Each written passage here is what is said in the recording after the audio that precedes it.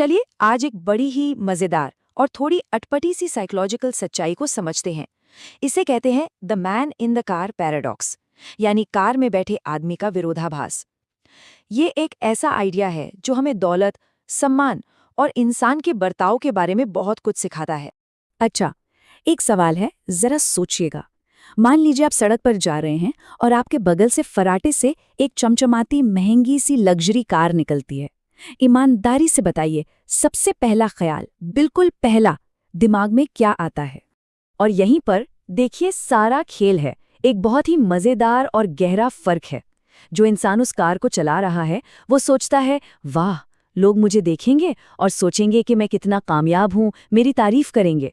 पर असल में होता क्या है? देखने वाला उस ड्राइवर के बारे में सोचता ही नहीं है। वो तो बस कार को देखता है और मन में कहता है, वाह क्या गाड़ी है यार, काश ये मेरे पास होती। तो सवाल उठता है, आखिर कोई इतनी महंगी चीजें खरीदता ही क्यों है? अक्सर इसके पीछे सम्मान और तारीफ पाने की एक गहरी इच्छा होती है। उस मालिक को लगता है कि उसकी कार दुनिया को एक मैसेज दे रही है, एक बयान दे रही है कि देखो मैं कितना सफल हूं। लेकिन हकीकत तो कुछ और ही है। और सच कहूं तो यही इस पूरे पैराडॉक्स की, इस पूरे विरोधाभास की जड़ है। देखने वालों का फोकस मालिक पर नहीं, बल्कि उस चीज पर होता है। वो तो बस उस कार को अपनी खुद की इच्छाओं और सपनों के चश्मे से देख रहे होते हैं। और इसी पूरी घटना का एक नाम है the man in the car paradox. सीधे सीधे शब्दों में कहें तो इसका मतलब है कि जब हम ये सोचकर महंगी चीजें खरीदते हैं कि लोग हमारी तारीफ करेंगे, तो वो लोग हमारी तारीफ नहीं करते। वो बस उस चीज को देखकर अपनी खुद की इच्छाओं का एक नया बेंचमार्क बना लेते हैं। और देखिए, ये जो लाइन है ना, ये इस पूरी बात को एक ही झटके में समझा देती है।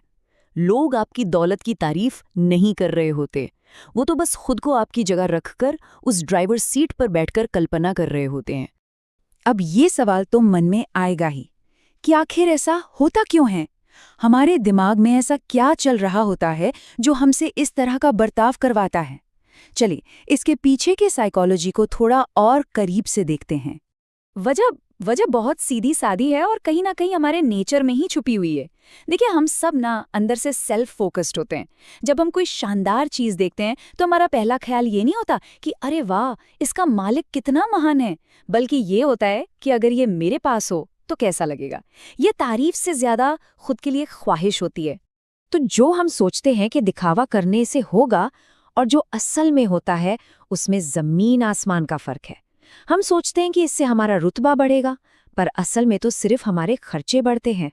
हम सोचते हैं कि हमें तारीफ मिलेगी, पर असल में हम सिर्फ दूसरों को तुलना करने का मौका देते हैं।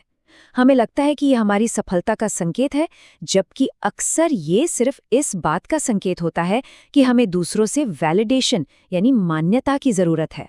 तो मतलब साफ है, अगर मकसद असली इज्जत कमाना है तो चीजों के जरिए उसे खोजना एक बहुत ही महंगा और, सच कहूं तो, बेकार का रास्ता है।